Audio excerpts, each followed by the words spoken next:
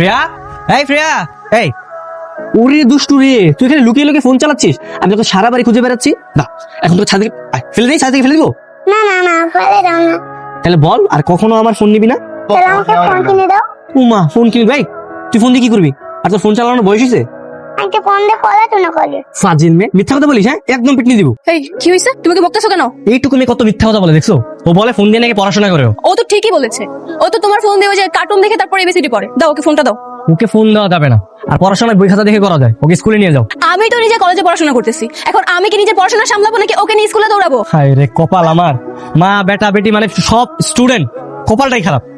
আরে বাবা একটু ঘুমাইতে দে, মানে তোর ডিস্টার্ব করছিস কে বাবা? বাবা ঘোরা ঘোরা খেলবো। গোরা গোরা। এই তোমার কি করতেছ তুমি? ওদের ধরো না। এই আয় তো আমার কাছে আয়। আসলে বন্ধু তোর লাইফটা না কেমন জানি হয়ে গেছে, তুই এত তাড়াতাড়ি বিয়েটা করে ভুল করছিস। আর বলিস না ভাই, ফোন কি এত কিছু বুঝছি আমি?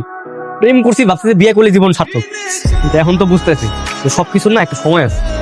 এখন তোর বুঝে কোনো লাভ নেই, যেটা আর তো হয়ে গেছে।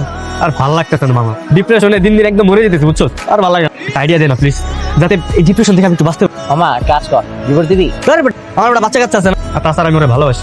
বিয়ে করছি কি ডিভোর্স দেওয়ার লেগা? আরে বেটা ওর দরকার মেডিসিন, ওর জীবনটা হয়ে গেছে পুরো জেলখানার মতো। এখন ওরা এমন একটা মেডিসিন দেওয়া লাগবো যাতে জেলখানার মধ্যে রঙিন দুনিয়া স্বাদ পায়।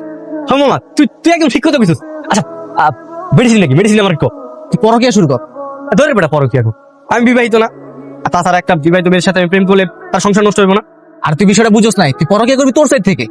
তুই বিবাহিত মেয়ের সাথে প্রেম করি কেন? তুই তো প্রেম করি সিঙ্গেল মেয়েগুলোকে। রাত্রে ল্যাপটপ নিয়ে বারান্দায় বা অন্য একটা রুমে যাবি গা, পাশে কেউ ফ্রিল্যান্সিং করতেছস, এরপর ফ্রিল্যান্সিং এর নাম কইরা মেয়েগুলোকে চুড়ে কথা কই। দাদা আপনাদের চা। Thank you. তুমি খাওয়া না? না মা, আমি একটাকে খেয়েছি, আপনারা খান। কিরে তুই ল্যাপটপ হাতে করে ওইদিকে কোথায়? ওই ঘরে যাচ্ছি বাবা। কেন? ওই রুমে কেন? ফ্রিল্যান্সিং শিখেছি, ওই ঘরে সারা রাত কাজ করো। আরে বাচ্চা কাচ্চা তোমরা সামলাও, জীবনে অনেক টাকা ইনকাম করতে হবে, অনেক টাকা। এতদিন তো বাবার টাকায় বসে বসে খেয়েছি। বাবা, আমার ছেলে তো একেবারে লক্ষ্মী হয়ে গেছে। যা বাবা যা, তুই ভালো মতো ফ্রিল্যান্সিং কর যা। আসলে তোমার নাম্বারটা আমি কোথাও পাইনি, আমি বানিয়ে কল করেছিলাম। ও আচ্ছা, আপনি বিবাহিত নাকি অবিবাহিত? আর কি বলছো এসব? আমি পিওর সিঙ্গেল। হ্যাঁ, আমি মনের মানুষই খুঁজে বেড়াচ্ছিলাম। বাবা হাগু করেছে, শুশু করে দাও। আরে, কি আর কি কষ্ট, চল এখান থেকে।